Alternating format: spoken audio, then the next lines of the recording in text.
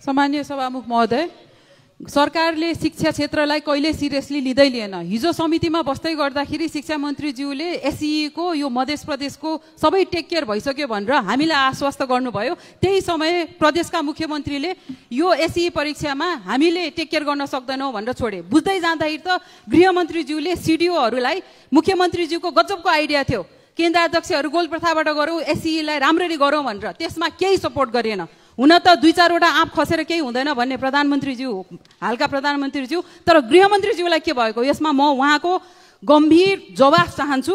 र दोस्रो, सोभियूको नाममा जुन दलहरूको यो ताण्डव भइरहेछ विश्वविद्यालयहरूमा, के गर्नुभएको?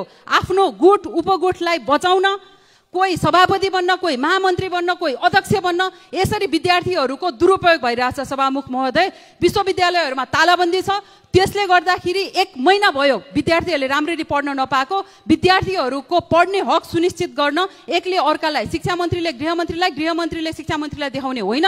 म यसमा प्रधानमन्त्रीज्यूको ध्यानाकर्षण पनि गराउँछु र भन्छु, विद्यार्थीहरूको पढ्ने हक सुनिश्चित गरियोस्। होइन भने यहाँ एउटा रेस्लिङ म्याच खेल्नको लागि लायोस्, विद्यार्थीहरूको टाउको फुटाउने होइन, आफ्नै टाउको फुटाएर कुन गुट बलियो डिटर्मिन गर्नुहोस्। धन्यवाद।